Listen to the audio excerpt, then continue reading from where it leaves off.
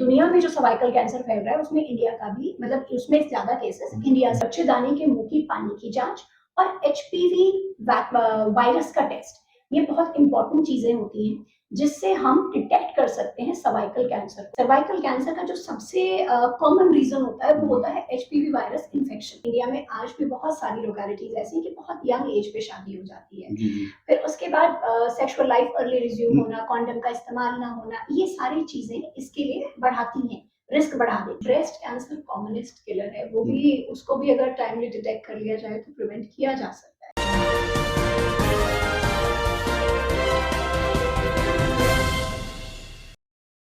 महिलाओं में cervical cancer क्यों होता है, ब्रेस्ट कैंसर क्या है, महिलाओं में रसोली क्यों पाई जाती है, क्या इसके कारण है, क्या सिम्टम्स है, इन सभी कारणों को जानने के लिए आज मेट्रो प्लस की टीम आई हुई है सेक्टर 16 के मेट्रो हॉस्पिटल में।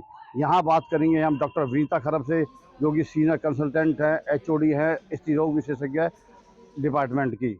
मेट्रो प्लस में आप सभी का स्वागत और मैं आप सभी के साथ आपका अपना नवीन गुप्ता।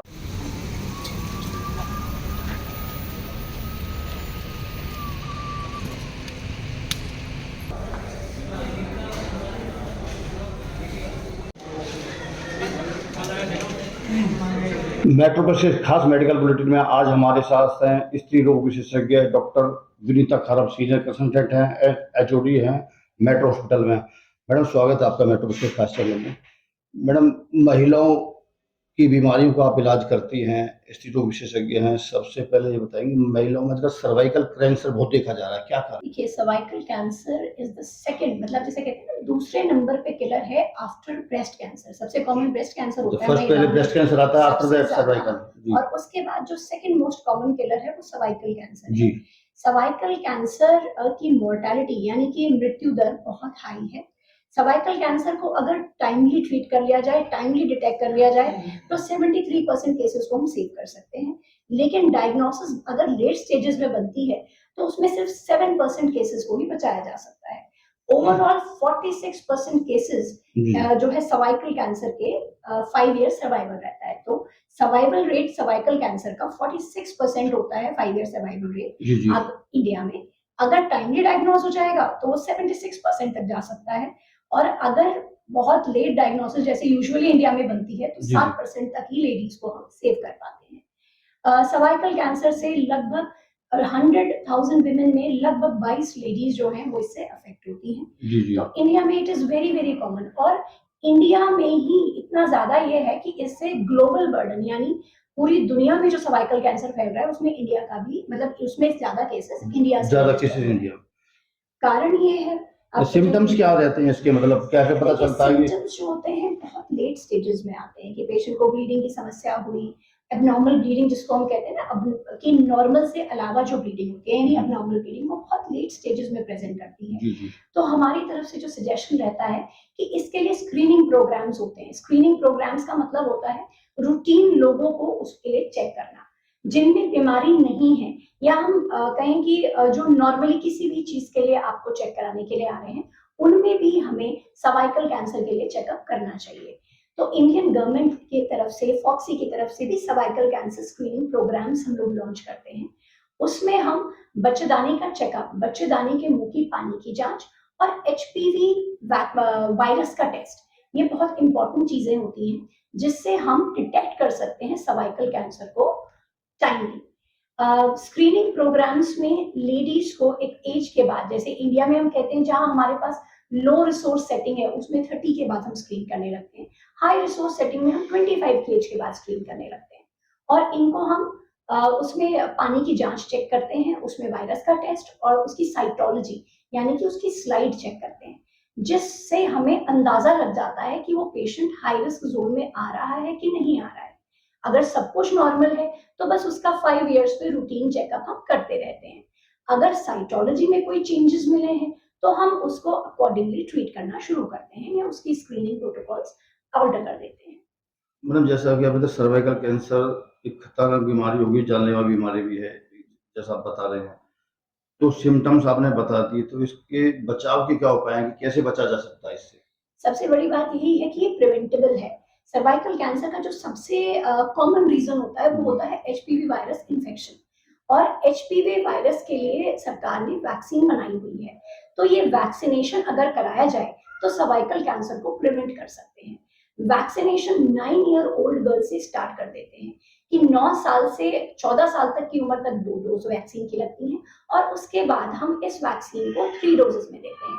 तो ये वैक्सीनेशन अगर हम पेशेंट का कर दें तो हम सर्वाइकल कैंसर को प्रिवेंट कर सकते हैं। लोगों यही में सबसे इम्पोर्टेंट तो बात लोगों है। में अवेयरनेस नहीं है इस चीज के लिए, जैसा बता रहे हैं 9 से 14 साल की उम्र के हाँ, देखिए अब हम लोग अपनी तरफ से हेल्थ जिसे कहते हैं ना एजुकेशन प्रोग्राम्स और ये जी सारी चीजें करते हैं और रूटीनली भी जो पेशेंट की दिक्कतों के लिए आए हैं उनको भी बताया जाता है कि हम लोग एचपीवी वैक्सीनेशन कर रहे हैं। इसका उपचार क्या है मैडम, ट्रीटमेंट क्या है इसका? देखिए कैंसर प्री कैंसर स्टेज में अगर डिटेक्ट हो जाए तो उपचार काफी है। कैंसर फैल चुका है तो उसके लिए तो फिर प्रॉपर रेडियोथेरेपी और सर्जरी तो डॉक्टर साहब सर्वाइकल कैंसर जैसे मैंने बता दिया कि सिम्टम्स बता दिए, तो इसकी ट्रीटमेंट कैसे होगी, इसकी रोकथाम कैसे हो सकती है? सर्वाइकल कैंसर की रोकथाम मतलब बहुत ही इम्पोर्टेंट है। क्यों? क्योंकि इसका ये प्रिवेंटेबल है। अगर इसको स्क्रीन कर लिया जाए तो प्रिवेंटेबल है और इसको होना भी प्रिवेंट कर सकते हैं।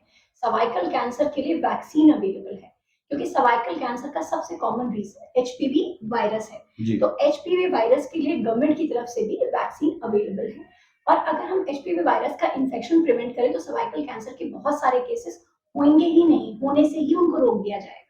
दूसरी मतलब चीज, स्टार्टिंग स्टेज में ही। हाँ जी, वो मतलब होते अगर एचपीवी वायरस से हो रहे हैं तो अगर वैक्सीनेट करा रखा है तो एचपीवी वायरस वाला तो कैंसर क्या होगा नहीं। किस एज से वैक्सीनेट होता है? वैक्सीनेशन 9 इयर्स ऑफ एज से स्टार्ट हो जाता है। जी यंग गर्ल्स जो 9 साल की उम्र की है वहां से वैक्सीनेशन हम शुरू कर देते हैं। सर्वाइकल कैंसर बच्चेदानी का मुंह का कैंसर अच्छा। है लेकिन बेसिकली गर्ल्स को ही होता गर्ल्स है को क्योंकि होता वो ऑर्गन ही मेल्स में नहीं होता है। जी जी जी तो वैक्सीनेशन हम 9 इयर्स ऑफ एज से एडवाइस करते हैं। जी जी बाद की उम्र तक भी वैक्सीनेशन हो सकता है। 45 तक हम यूजुअली रेकमेंड करते हैं कि जी वैक्सीनेट कराया जाए। शुरू में अगर हमने अर्ली वैक्सीनेशन कराया 9 से 14 साल तक सिर्फ 2 डोज रिक्वायर्ड होती है। 14 साल की उम्र के बाद हम 3 डोजेस वैक्सीन की एडवाइस करते जी हैं। जी प्रिवेंशन के लिए ही स्क्रीनिंग भी बताएंगे। स्क्रीनिंग का मतलब है कि हमने केसेस को अर्ली डिटेक्ट कर लिया जो प्री कैंसर मतलब स्टेज फर्स्ट में स्टेज है। में जैसे कर लेते हैं। हाँ जी, प्री कैंसर स्टेट में कि उसमें चेंजेस आने शुरू हो गए हैं, प्री कैंसर की तरफ जा रहा है जी या उनका एचपीवी डीएनए टेस्ट हमने किया और वो डीएनए टेस्ट पॉजिटिव है तो उस हिसाब से हम अगर शुरू में ही चीजें करें जी तो जी इसको हम प्रिवेंट कर सकते हैं कि ये होगा ही नहीं, होगी। रोका जा तो सकता है। सावधानी क्या क्या बरतनी चाहिए कि सर्वाइकल कैंसर ना हो? सर्वाइकल कैंसर बेसिकली उसके कई सारे रिस्क फैक्टर होते हैं। जी जैसे रिस्क फैक्टर में सबसे पहला रिस्क फैक्टर होता है अर्ली एज ऑफ मैरिज। जैसे इंडिया में आज भी बहुत सारी लोकेलिटीज ऐसी हैं कि बहुत यंग एज पे शादी हो जाती है। जी जी फिर उसके बाद सेक्सुअल लाइफ अर्ली रिज्यूम होना, कॉन्डम का इस्तेमाल ना होना, ये सारी चीजें इसके लिए बढ़ाती हैं, रिस्क बढ़ा देती हैं। तो ये रिस्क अगर हम प्रिवेंट करें, लेट एज ऑफ मैरिजेस करें, कॉन्डम का यूसेज करें और अब तो मतलब कल्चर हो गया है मल्टीपल, लेकिन इंडिया में तो यूजुअली सेक्सुअल पार्टनर एक ही रहता है तो वो सब इश्यूज है ही नहीं। मतलब किस एज ग्रुप में वैसे शादी करनी चाहिए? जिन्होंने देखा जाता है कि अक्सर 30 साल की उम्र के बाद लड़कियां शादी करती हैं, 35 के बीच में देखिए ज्यादातर ऐसा देखा जा एज गया। 20 जैसे 20s की जो एज होती है that is the right age of marriage. ये 20 प्लस हो जाए लड़की तब शादी करनी चाहिए। मतलब 20 से 25 साल की उम्र में शादी होनी हाँ चाहिए, जी, हो जानी 20 चाहिए। से 20 से 25 26 27 मतलब तक मैक्सिमम शादी। 25 से 20 तो मतलब ये मैरिजेबल एज है क्योंकि अगर हम उस एज पे नहीं करते हैं बहुत लेट मैरिजेस के भी नुकसान है। ज्यादा लेट मैरिज करने से क्या बच्चे भी होता है लेट कि पैदा होते हैं फिर। तो फिर इनफर्टिलिटी यानी कि कंसीव ना हो पाना, ये वाली समस्या राइज ये भी समस्या रहती है इसके हाँ अंदर। जी, बहुत अर्ली मैरिजेस के भी प्रॉब्लम है और बहुत लेट मैरिजेस की भी। तो ऑप्टिमम एज जैसे कहेंगे कि 20s की जो एज है that is the optimum age of तो मैरिज। सर्वाइकल कैंसर किस उम्र की लेडीज में ज्यादा देखा जाता है? 30s से सर्वाइकल कैंसर डिटेक्ट होना शुरू हो जाता है। जी जैसे कहते हैं ना कि 30 साल की उम्र से भी सर्वाइकल कैंसर के केसेस मिलने शुरू हो जाते हैं और यूजुअली इंडिया में तो लेट एजेस पे डिटेक्ट होता है जी कि जी जो जैसे कहते हैं कभी चेकअप हुए नहीं, लेडीज आती हैं 60 साल 70 साल की एज की कि ब्लीडिंग स्टॉप हो चुकी थी उसके बाद दोबारा ब्लीडिंग स्टार्ट हुई, मैंने कहा ना अबनॉर्मल ब्लीडिंग, तो उस हिसाब से एक महिलाओं में ब्रेस्ट कैंसर बहुत देखा जा रहा है मैडम आजकल। जी ब्रेस्ट कैंसर कॉमनेस्ट किलर है। वो भी उसको भी अगर टाइमली डिटेक्ट कर लिया जाए तो प्रिवेंट किया जा सकता है। जी जी तो उसके लिए भी हम लोग सजेस्ट करते हैं कि ब्रेस्ट सेल्फ पैल्पेशन करें, मैमोग्राफीज होती हैं, ब्रेस्ट के अल्ट्रासाउंड्स होते हैं, जी जी एमआरआई होते हैं, तो वो भी टाइमली डिटेक्ट हो सकता ये ब्रेस्ट कैंसर होता कैसे है, मतलब कोई गांठ होती है क्या? है। हाँ जी, वो ब्रेस्ट में रसौलियां जैसे कहते हैं छोटी छोटी गठान होती है। जी गठान जी नॉर्मल भी होती है और अबनॉर्मल भी होती है। जी तो अबनॉर्मल गठान के अलग ही फीचर्स होते हैं। तो किसी भी तरह की गांठ अगर ब्रेस्ट में फील हो तो डॉक्टर को विजिट करना चाहिए, उसको फर्दर इन्वेस्टिगेट कराना चाहिए ताकि हम डिटेक्ट कर सकें अगर वो अबनॉर्मल गांठ है, उसका प्राइमरी ट्रीटमेंट हो सके। तो इलाज है उसका मैम? हाँ जी, इलाज टाइमली, देखिए सर्वाइवल जो होता है कैंसर का किसी का भी टाइमली डिटेक्ट करने से होता है। जी जी बहुत लेट स्टेजेस में डिटेक्ट होने से सर्वाइवल थोड़ा कम रहता है। कम हो रहा है। एक मैडम, महिलाओं में रसोली की प्रॉब्लम बहुत होती है आजकल, रसोली बहुत होती है महिलाओं में। रसौली यानी कि जिसको हम फाइब्रॉइड कहते हैं, वो बेनाइन लीजन होते हैं, यानी कि वो कैंसर के लीजन नहीं होते। जी जी बच्चेदानी में रसौली अगर आप ये मान के चलिए कि हम 100 लोगों को टेस्ट करें तो 40 में तो मिल ही जाएगी। मतलब 40% का रेशो हो गया। हाँ जी, लगभग 30-40% पेशेंट्स में रिप्रोडक्टिव एज ग्रुप के जो ये ग्रुप होता है जिसमें पीरियड्स हो रहे हैं, जी जी उस ग्रुप में लगभग 40% लोगों में रसौली की समस्या पाई जाती है। रसौली में भी ऐसा नहीं है कि हर किसी को ऑपरेशन की जरूरत होती है, हर रसौली को निकलवाने की जरूरत नहीं होती। जी जी बस ये है कि हाँ, उनको भी हमें टेस्ट करते रहना चाहिए कि वो खतरे में तो कन्वर्ट नहीं हो रही। और उसके जो सिम्टम्स हैं, रसौली के चलते भी लेडीज में बहुत सारे सिम्टम्स आते हैं कि हेवी ब्लीडिंग हो रही है, कंसीव नहीं हो पा रहा है, जी जी या मिसकैरेजेस हो जा रहे हैं। और मिसकैरेज होने के ज्यादा आजकल केस आ रहे हैं। रसौली के साथ प्रेगनेंसी में थोड़ा मिसकैरेज का रेट बढ़ जाता रेट है। बढ़ रहा है। वो डिपेंड, रसौली में हर चीज इस बात पे डिपेंड करती है कि रसौली कितनी बड़ी है और हम्म। कहाँ पे लोकेटेड है, बच्चेदानी के किस हिस्से में है।